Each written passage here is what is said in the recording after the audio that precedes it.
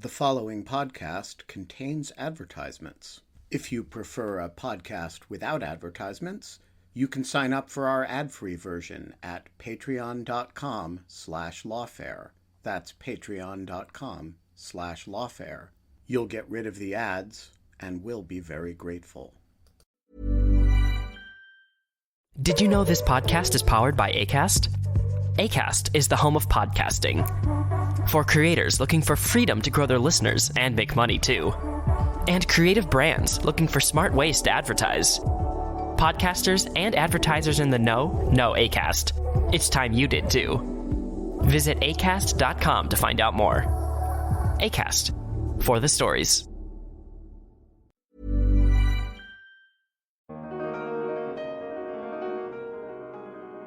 So the low-hanging fruit are the 10, who have been cleared and are still there. There are another 17 who are in detention, not in the military commissions, who have not been cleared by PRBs. And, I think those are the most complicated cases for the administration politically. That will be the last nut to crack in the universe that is Guantanamo. I'm Benjamin Wittes, and this is the Lawfare podcast, July 23rd, 2021. It's been a busy couple weeks at Guantanamo Bay, a place that has not had a busy couple weeks in a while. There was a transfer. There was a resumption of military commissions. The chief prosecutor of the military commissions resigned abruptly. We thought we would get a group together to go over the late events. Steve Vladeck is a Lawfare contributing editor and a professor at the University of Texas. Latif Nasser is a co-host of the show Radiolab from New York Public Radio, where he did an extended series about a Guantanamo Bay detainee who just happens to be the one who was transferred this week. We talked about who the transferee was and why he was held so long. We talked about the resumption of military commissions and why they are, even when resumed, stagnated. We talked about the resignation of General Martins, and we talked about the D.C. Circuit's latest forays into Guantanamo Bay. It's the Lawfare podcast, July 23rd, a Guantanamo update with Latif Nasser and Steve Vladeck. So, Steve, get us started. It's been a big few weeks for Guantanamo news, which usually doesn't take place in big clusters. Give us an overview of how the small world of Guantanamo Bay is different this week than it was, say, 3 weeks ago. Well, I think the first thing is that there are, things happening in the military commissions. We're on the far side of what was a, 16, 17-month pause in every single pretrial proceeding in all 4 of the pending military commission cases. And, we had the first proceedings in at least 2 of those cases in the last couple days, in the last week or so. So that's, I think, a big shift. There's one fewer detainee at Guantanamo than there was a couple weeks ago. So we've had the first, transfer of a detainee out of the administration, at least a transfer that wasn't pursuant to a plea agreement since President Obama's last full day in office in 2017. And we no longer have, General Mark Martins as the chief prosecutor of the military commissions, even though at various points General Martins had told various folks that he was going to, see the 9/11 trial all the way to its conclusion. That ended up not happening. And apparently it didn't happen because of a disagreement over some litigation strategy. So, these are, at least in Guantanamo land, pretty big deals. And then the fourth piece of news is sort of less of a pretty big deal because it was sort of a punt, but the Biden administration filed its brief under seal in probably the most important Guantanamo case the D.C. Circuit has heard in a while, about whether the due process clause applies to the Guantanamo detainees. And apparently, according to reporting from, Carol from Charlie Savage, the administration took no position on that question. So, I would say, Ben, 4 to 5 pretty big news items that I think matter a lot on their own, but together also, I think, are a pretty interesting inflection point. All right, so we're going to go through each of those in turn, but I want to start with the transfer. The Trump administration had not transferred people, at least not pursuant to plea agreement. And the gentleman transferred was named Latif Nasser, and we happen to have Latif Nasser, albeit a different one, right here. Latif, tell us about the gentleman who was transferred from Guantanamo this week and how you came to be interested in him. Yeah, well, I guess maybe I'll answer the second question first. And in a way, in your introduction, you already answered it, which is that I found much to my sort of befuddlement a few years back when I was just sort of procrastinating on Twitter, that there was this guy at Guantanamo who had my same name. Yeah, I just I didn't realize that such a person exists, and then as soon as I did, I immediately wanted to know everything I could about him. So, kind of to the first part of your question, basically, what I could find out then, there was pretty little about him out there. The first kind of place where I found anything was on the Guantanamo docket on the New York Times website, and basically what I found about him there through those leaked DOD dossiers, it sounded very nefarious. I mean, he basically the charges, they weren't actually formal charges, but basically what they said were he was a top explosives expert of Al-Qaeda. He was a top advisor to Osama bin Laden. He helped blow up the Bamiyan Buddha statues, which were a UNESCO World Heritage Site. He fought U.S. and coalition forces at the Battle of Tora Bora, and then wound up at Guantanamo, where he had all kinds of disciplinary infractions and everything like that. That's sort of what it said, and I had this very stark picture of this guy. And then when I talked to his attorney, a woman by the name of Shelby Sullivan Bennis, who was then at the law firm Reprieve, she basically said the exact opposite. She said, no, this guy was an aid worker at the wrong place at the wrong time. Yeah, he was never in Al-Qaeda, didn't have any kind of relationship with Osama bin Laden, and so on and so on. And basically this guy, the U.S. paid a ransom for this guy, and they got a guy who was just mixed up in something he had nothing to do with, and never had charges and never had a trial. And then to make matters more intense, at the time when I discovered it, around end of 2016, early 2017, he had gone before this PRB hearing, this parole-like process board made up of people from the heads of 6 top agencies of the U.S. government, and they unanimously declared that that they didn't need to be holding him any longer. He was not a continuing threat. So he was this guy that was sort of cleared on paper, but remained at Guantanamo. And that's sort of when I found him and when I started doing research into his story. And as you reported in your excellent Radiolab series about him, he kind of got hung up in this end of the Obama administration period where he was notionally under certain circumstances cleared to be transferred, and yet it kind of didn't happen before Trump took office. What do we know, Latif, about the circumstances of his actual transfer? Was it just that the Biden administration picked up where the Obama administration left off and when it left office, and now that they had the chance, they effectuated the transfer order, or is there more to the story than that? That's basically the story. There's maybe a little more to the story. It does feel like in general the story is his transfer was kind of this uncashed check from the Obama administration that the Biden administration just finally, endorsed or whatever. But basically there were a few other things, which is that kind of if you were looking, I think sort of from a political strategy perspective, we're coming up on the 20th anniversary of 9/11.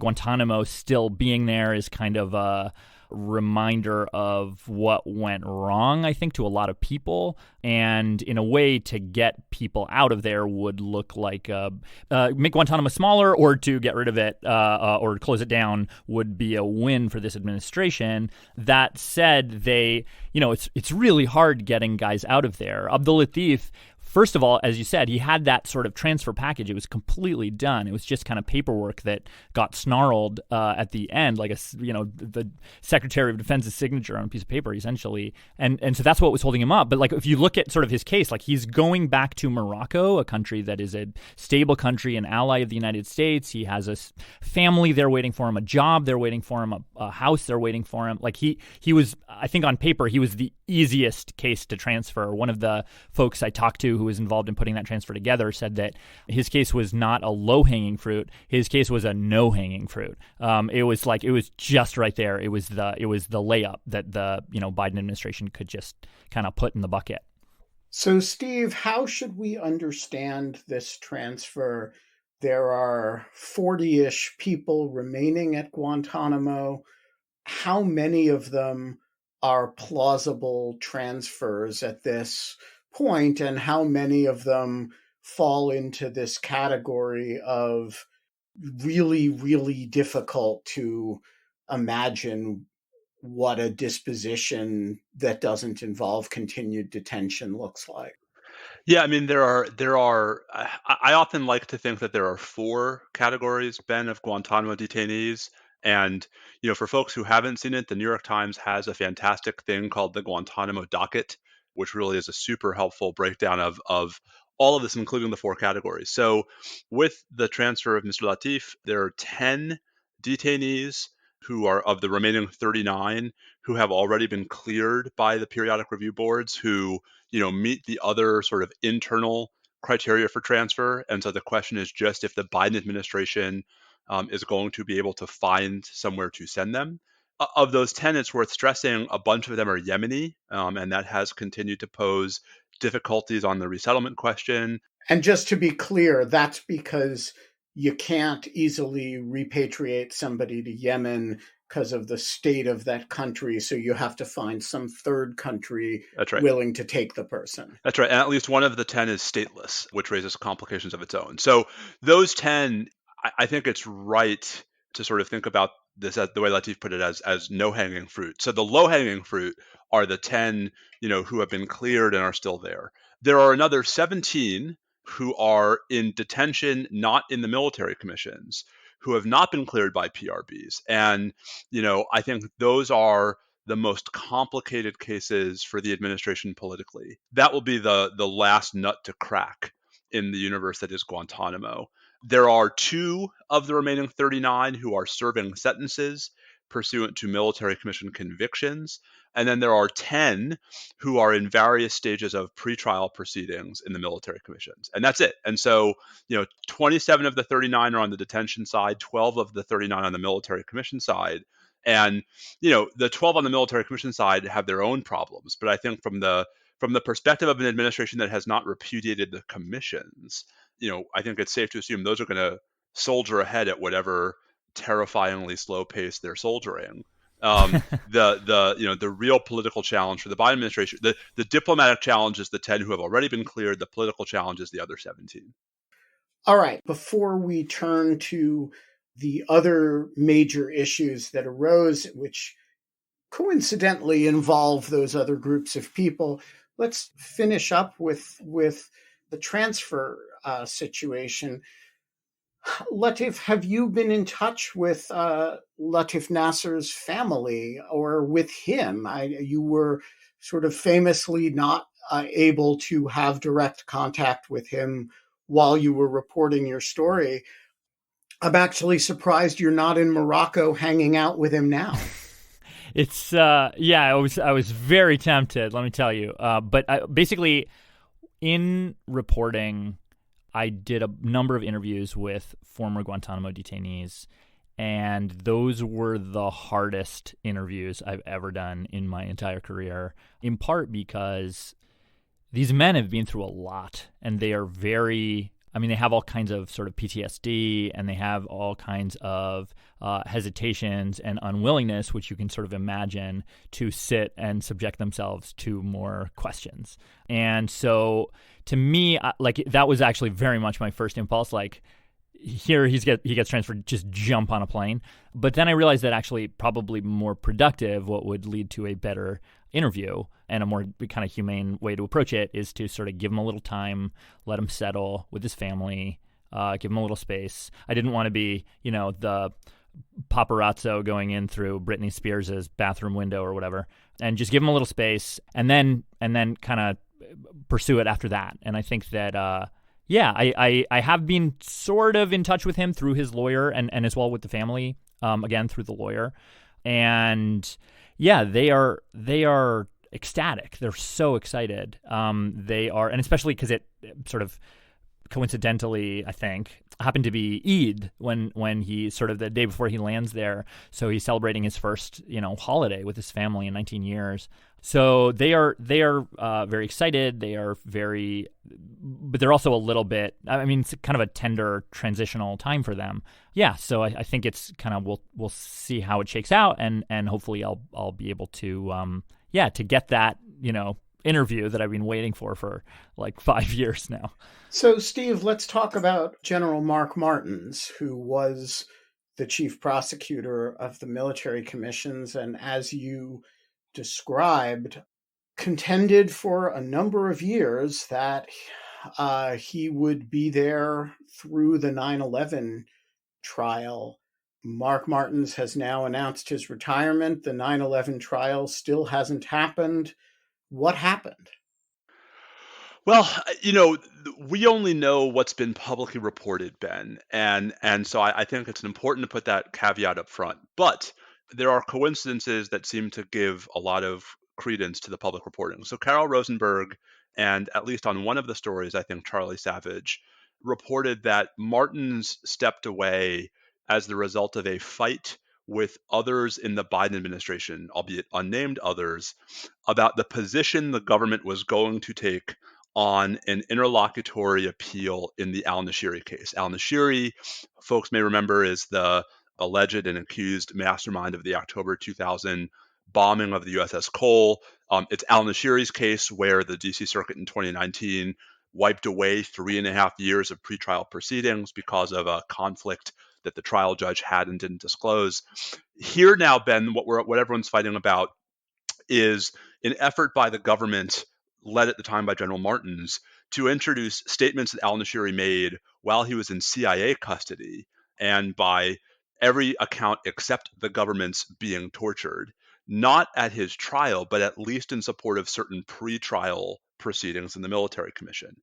And that fight produced a ruling by the trial judge, Judge Acosta, I think it was late last year, it might have been early this year, adopting what to my mind was a rather implausible reading of the Military Commissions Act, under which those statements could be admitted for pretrial proceedings because pretrial proceedings were not, quote, proceedings in a military commission, unquote, that was just a reference to the trial.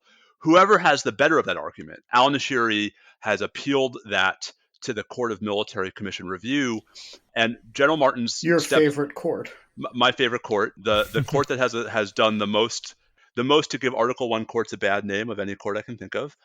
So that appeal is pending, and the timing of Martin's departure was the day the government's response was due. And on that date, not only did the Times file the story about Martin stepping down, but the government filed something asking for an extension. And then the government has since filed a very careful, a sort of a tightrope walking brief where they are declining to defend Judge Acosta's decision, but they're not agreeing that it's wrong.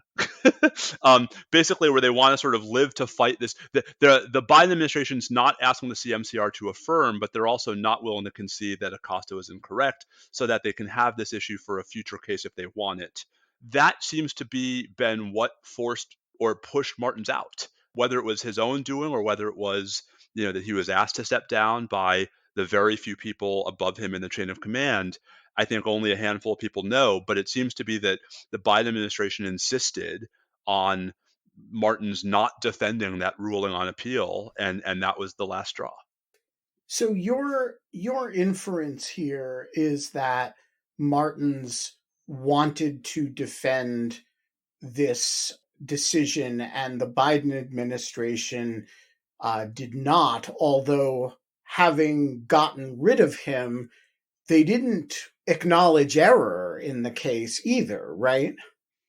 They did not acknowledge error. What they're basically saying is that they're not defending it. Basically, that they're going to sort of stipulate. I think that what they've done, Ben, is that they're going to stipulate to sort of a withdrawal of that opinion without conceding that it was error. That basically they're no longer going to seek to introduce that evidence against al-Nashiri, and therefore the legal issue is moot.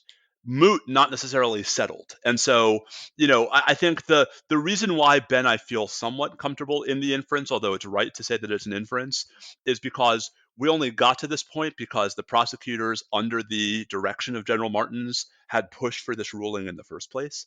And so, I find it hard to believe it was the other way around, right? I find it hard to believe that a legal argument advanced by General Martins and his prosecutors that pushed General Martins out because he was standing by the same argument, if you follow because he wasn't standing by the same argument. It seems to me the most logical inference here is that he wanted the government to defend that decision. The, people above him didn't, and that they just reached some kind of intractable, impasse. Did you know this podcast is powered by ACAST? ACAST is the home of podcasting. For creators looking for freedom to grow their listeners and make money too. And creative brands looking for smart ways to advertise. Podcasters and advertisers in the know ACAST. It's time you did too. Visit acast.com to find out more.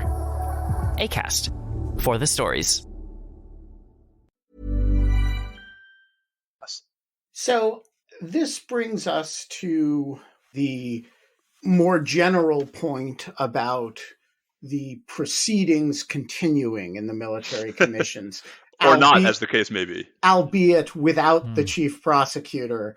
Unlike Latif Nasser, there are these detainees who have pending charges against them, including Mr. al-Nashiri and the 5 9/11 accused conspirators. Where are we at this point? I mean, for those, I would say, overwhelming majority of listeners and Lawfare readers who have frankly lost track of the saga of the military commissions, what does it mean that proceedings resumed? And is the resumption of proceedings really mean the resumption of stalling at a different rate? I would say stalling for different reasons, right? That as opposed to being stalled by COVID, now we're back to where we were before, which is with different cases stalling because of various procedural impasses. So, the reality is, yes, I mean, there are 10 defendants spread across 4 trials, or at least 4 cases. You mentioned the 5 9/11 defendants, al-Nashiri, Hadi al-Iraqi, also known as Nashwan al-Tamir, and then there are the 3 sort of the so-called Indonesia defendants, whose case is the least far along. I mean, who I think were just only a couple months ago arraigned. And there are also, to be clear, a couple who have pled, right? So Al-Balul was convicted, and Majid Khan pled. So there are two still at Guantanamo who are on the far side of the military commissions system and are just in sort of post-conviction imprisonment, if you will. Ben, we could do like an hour on each of the cases and why they're stuck in the mud. To make a long story short, yes, the resumption of proceedings at Guantanamo means that we will go from zero movement toward trial in these cases toward the very slow-paced movement toward trial that we had seen before last March. I still think a 2024 trial date in the 9/11 case is still, to me, wildly optimistic. Probably the same for al-Nashiri, because the wild card here, and the Mark Martin story is a good example of this. The wild card here is interlocutory appeals, and the specter that if the trial courts hand down, rulings that really tilt very heavily one way or the other, there's going to be time spent taking that issue up to the CMCR, and then, if necessary, the DC Circuit, perhaps without the trial being able to, continue, perhaps without further progress in the pretrial proceedings. And in the Nashiri case, when that happened, indeed, they went backwards 3.5 years. So there are so many things still to be worked out. There are so many questions still to be answered. And frankly, I mean, I mentioned, Ben, the ongoing fight in the Al Hila case about whether the due process clause applies at all to the detainees. That's on the habeas side. Hey, wait, man, we're getting to that. But Don't jump the gun. I'm not jumping the gun. I'm just tying threads together, which is to say that like what the DC Circuit does in that case could yet further either slow down or throw a wrench into the incredibly slow march of pretrial proceedings in each of these four cases. I have a quick question, actually, if I could butt in. Steve, this is like I feel like I'm one of those people that Ben was saying before is like sort of lost the thread. So actually hearing you lay it all out like this is very, very helpful. But the fact that this has been dragging on for so long, my question is like, is there anybody on any side of this who is happy with the way things are going right now? Not publicly. So, I mean, I had thought this is why I think to go back to the Mark Martin story for a second. I mean, say what you will about General Martins, and he and I have certainly had our differences over the years. But man, if you needed someone to stand up and say, this is going okay, we just have to keep, the only way out is through. Like, yes, keep calm and carry on. Like that was his shtick. Was we're reinventing the wheel. This is going to take a while. There are going to be some bumps and bruises, but we're marching in the right direction. And so, to me at least, right, General Martin's sort of stepping off stage is just yet another nail in this coffin of like, what are we still doing here? I mean, Ben knows. I mean, I wrote a piece for Lawfare. I just went back and looked at when I wrote it. It was April of 2019, titled "It's Time to Admit That the Military Commissions Have Failed." Here we are 2 years and 3 months later, and they haven't gotten any better. And I mean, if you want a symbol, General Martin's leaving is quite a symbol, and it's not a good one. So there may be people out there who still think everything's going great with the military commissions. I'm hard-pressed to think of anyone who says that publicly. I don't think there's anybody. I mean, as somebody who defended the military commissions for quite a while, I haven't done so publicly in years. It seems to me they have a demonstrated record of failure across all of the axes that justified their existence in the first place. And I don't know anybody who argues to the contrary. Not anymore. I mean, I think the most ardent defenders of the military commissions have shifted to why, if they were properly designed, they'd be okay, right? Basically have shifted back to arguments about why they're legally permissible. I think everyone accepts, even begrudgingly, that the current circumstances is problematic. But right, but legally permissible is a very different question than functioning well. Of course it is. Those of us who believed in the idea of military commissions did so because the argument was, and we were wrong, that they were both legally permissible and provided certain advantages over federal, regular old federal courts for certain categories of counterterrorism cases.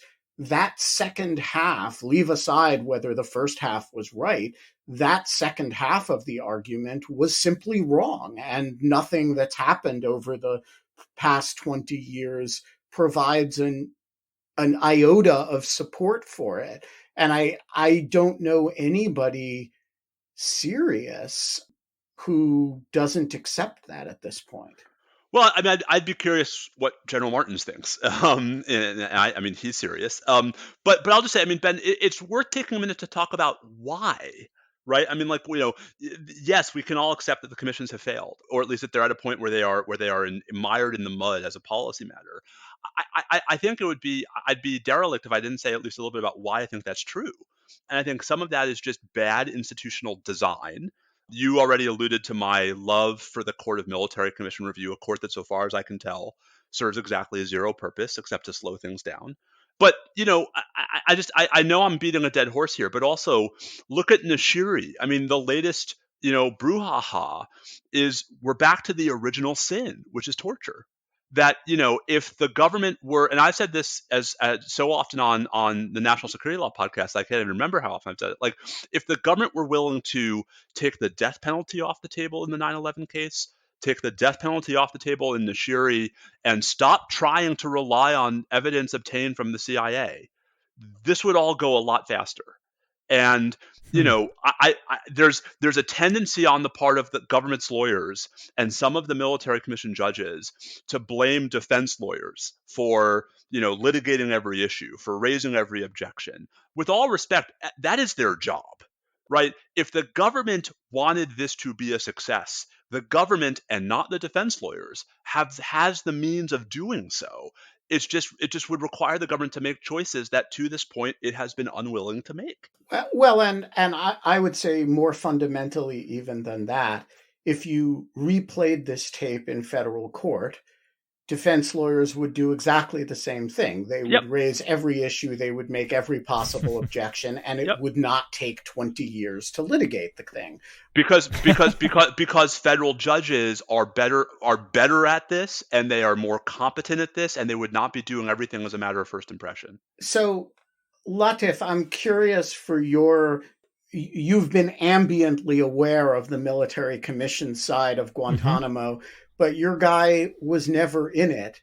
How does it seem to you? Does it just seem like this kind of crazy sideshow that affects ultimately a small number of the detainees? Well, a relatively large number of the remaining detainees, but how do from the point of view who followed really closely somebody who was not in this system, what does the system look like to you? Well, in a way, it's sort of I feel like they're just different flavors of dysfunctional here.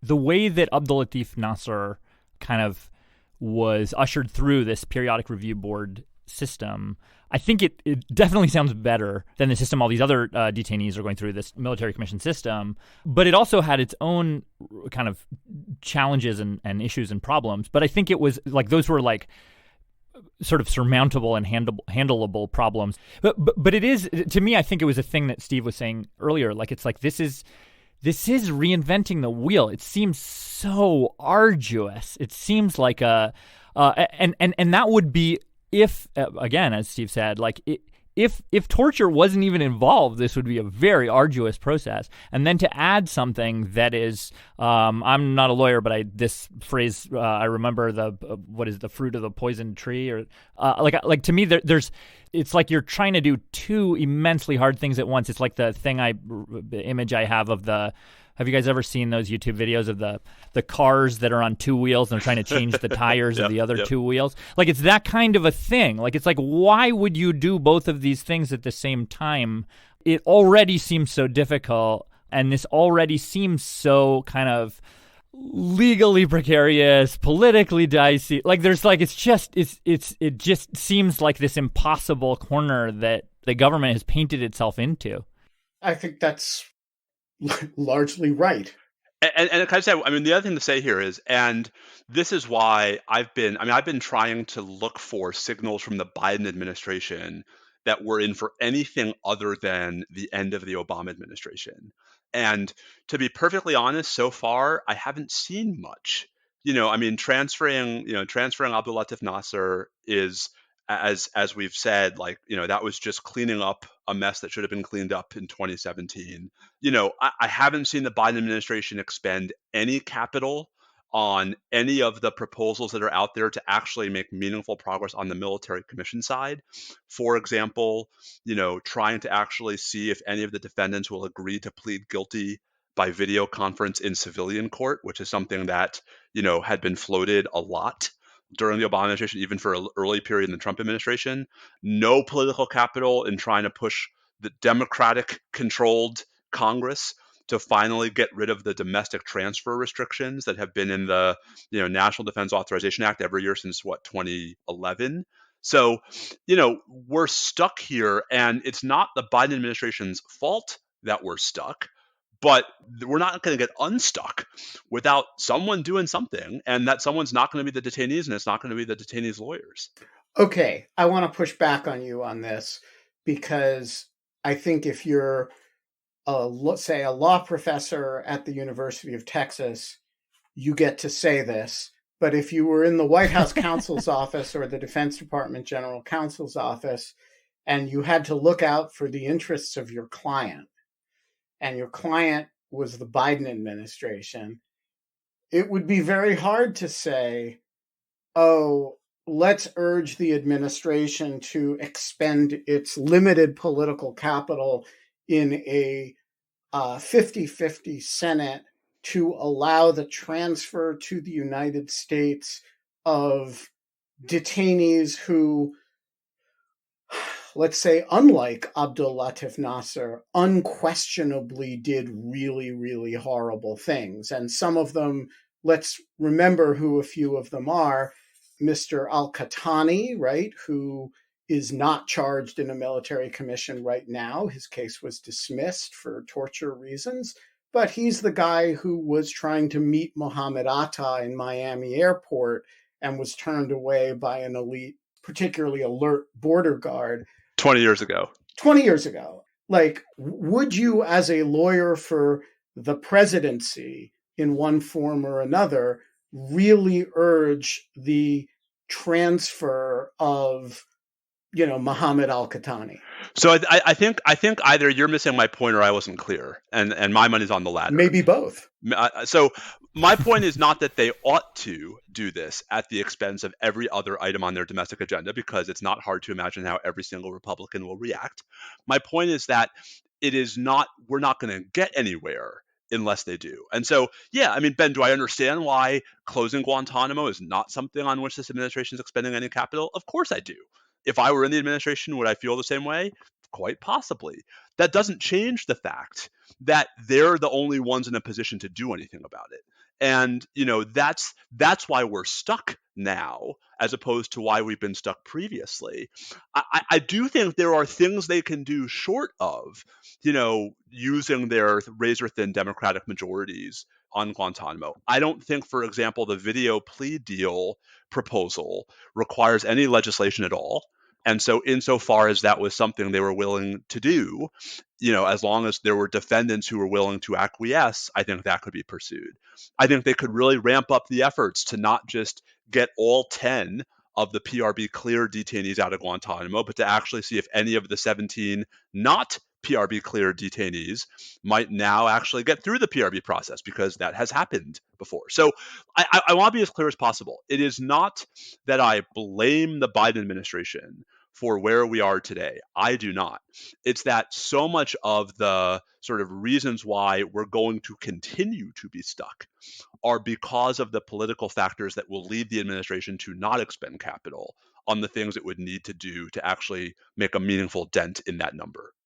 Okay, and this brings us very neatly to Al-Hila, the DC Circuit case to which you referred earlier, which has actually potentially substantial implications for a lot of people, but I think particularly for the remaining detainees who were in Abdul Latif Nasser's position. That is, people who were PRB cleared for transfer, but got kind of stuck. So walk us through where we are with that. Oh, okay. So Al-Hila is one of a couple of the 17 detainees who have not been cleared by PRBs whose habeas petitions took a really, really, really long time. These are not like second and successive. These are first petitions. And Al-Hila, along with Saifullah Paracha, and there's, I think, one other, maybe it's not Saifullah, there are two Parachas. It's even hard for me to keep track of all these things. Anyway, so Al-Hila's case finally got to the DC Circuit last year.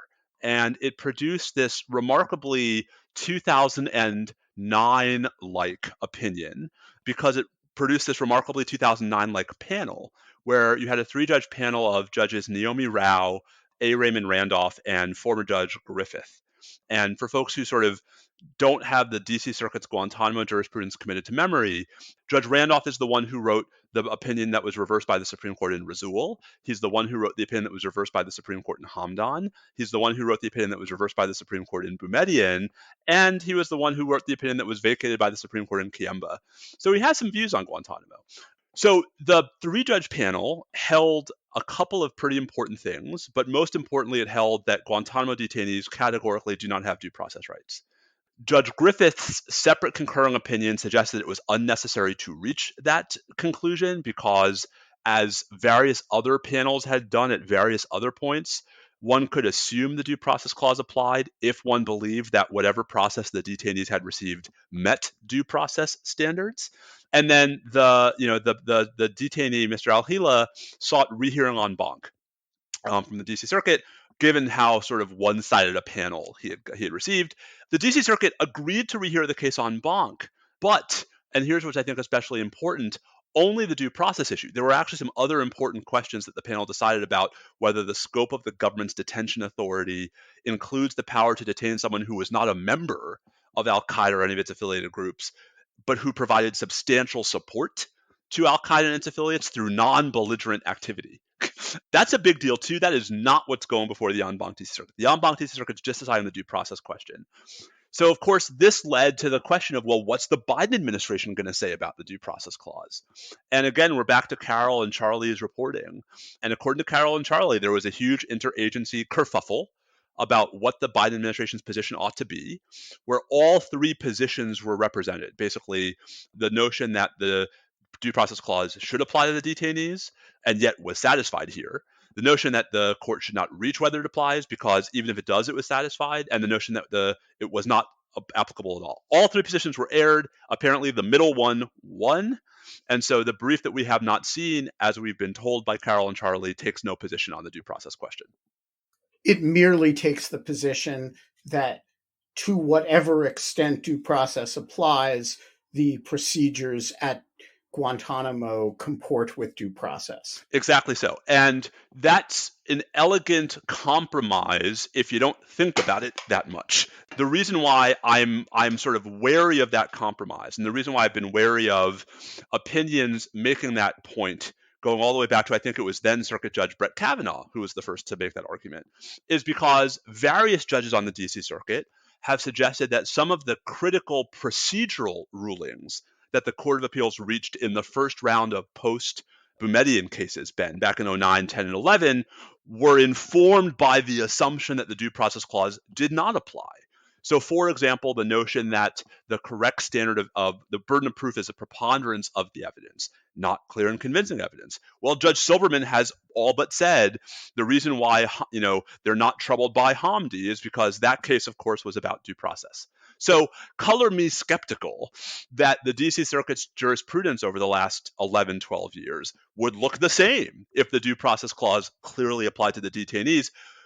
But the larger point, and I'm just going to say one more thing and then I'll shut up, is, whatever this means for the habeas cases, it has enormous implications for the military commissions, because to whatever extent the government can get away with the argument that the procedures the detainees are receiving satisfies due process in the habeas context, Ben, courts have a much better idea of what due process requires in the criminal context, especially in the capital context. And, that's where I think Al-Hila could have enormous practical ramifications on the military commission side, answering that question one way or the other. And do you have an instinct about how to handicap the en banc DC Circuit on this point? And let me just make the question a little harder. And do you have an instinct about if the en banc DC Circuit agrees with you, what the chances are that the Supreme Court would regard the matter as cert-worthy, where I have to say there certainly is not a majority, in my view, for the idea that due process applies at Guantanamo? So I think it's really hard to handicap the en banc DC Circuit because it's really hard to know where the judges who will end up in the middle will come down. I mean, the last time the DC Circuit heard a Guantanamo case en banc was the second time they went en banc in the Al-Balul military commission case. And, what folks may remember, if they remember anything about that, was that the two wings of the DC Circuit were very strongly in opposition to each other, while Judges Millett and Wilkins, both wanted to rest on narrow case-specific grounds that deprived either wing of a majority. It's possible that that's where we're headed here, where, there's one camp that firmly wants to say due process applies, there's one camp that firmly wants to say it doesn't, and there's a camp in the middle that's going to embrace the Biden administration's position. And, that, I think, is going to accomplish absolutely nothing in settling the law. If instead we somehow get to a majority for due process applying, assuming that they say due process applies, but it's satisfied, Ben, that puts the Biden administration in a very interesting position from the perspective of, do they even ask the Supreme Court for cert at that point?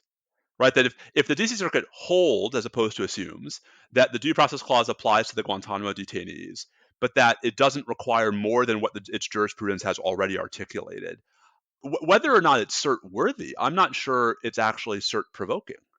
We will have to see on that point. Latif, I want to close with you.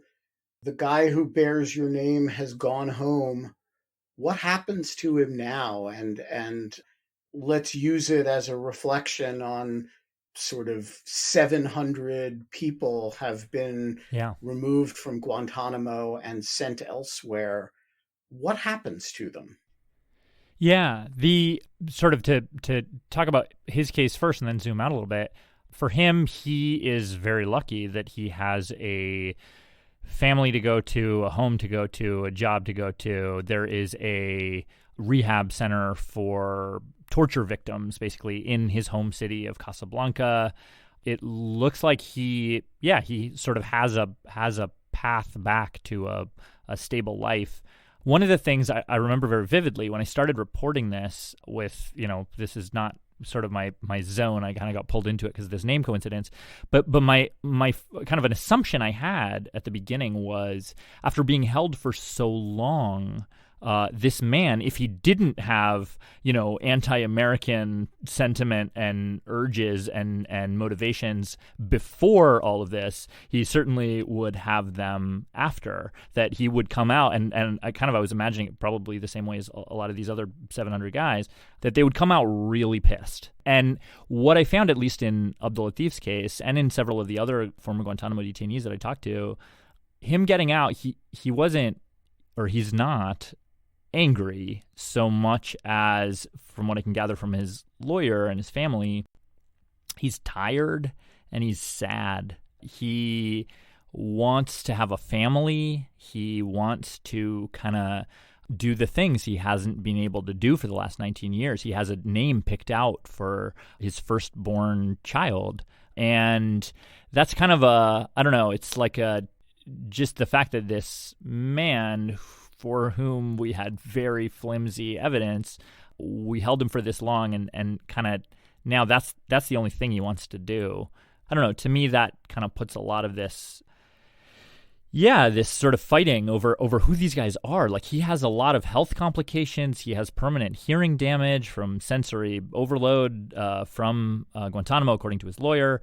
Like, he has health issues. He just wants to get back to his family. He wants to be left alone. That's kind of the picture that I'm getting. And in this guy's case, and it's clear there are 39 other cases where maybe that's not the case, but in this guy's case, he might be able to just do that.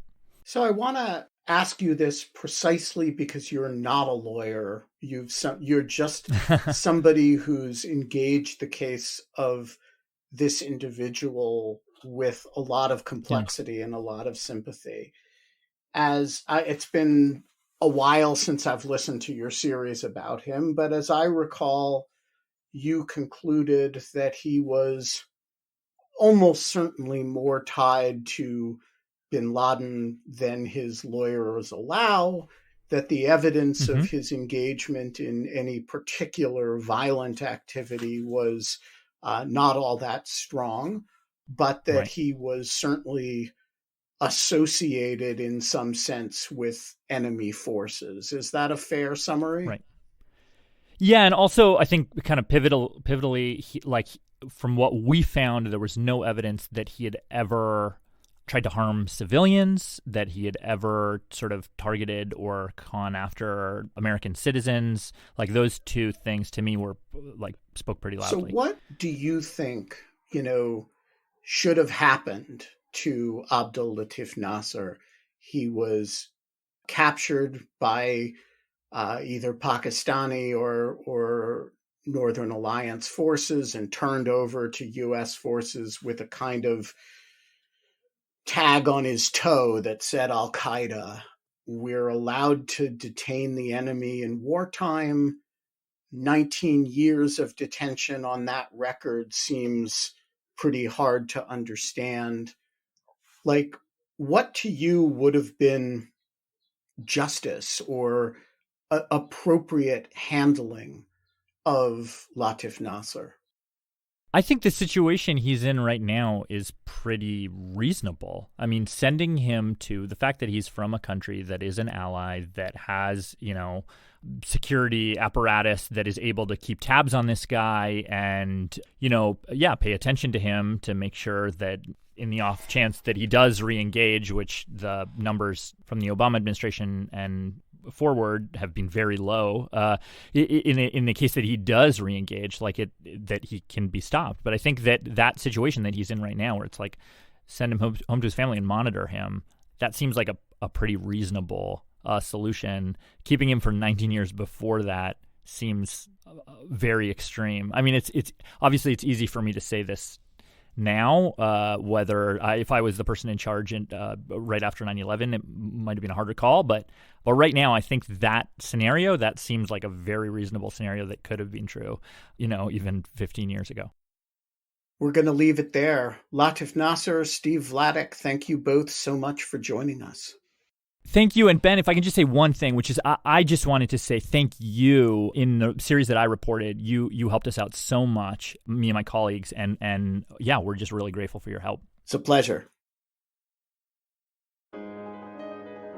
The Lawfare podcast is produced in cooperation with the Brookings Institution. Our audio engineer this episode is the intrepid Ian Enright of Goat Rodeo. Hey, folks, you know what to do. Share us on the socials. We need more Pinterest interest in Lawfare. I want you to make it happen. We want TikTok videos. We want shares on social media I've never even heard of. We want you to buy Lawfare Store merch at thelawfarestore.com.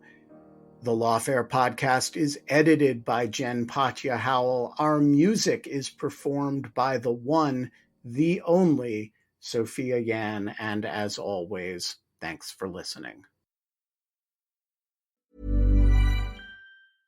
Did you know this podcast is powered by Acast? Acast is the home of podcasting. For creators looking for freedom to grow their listeners and make money too. And creative brands looking for smart ways to advertise. Podcasters and advertisers in the know Acast. It's time you did too. Visit acast.com to find out more. Acast, for the stories.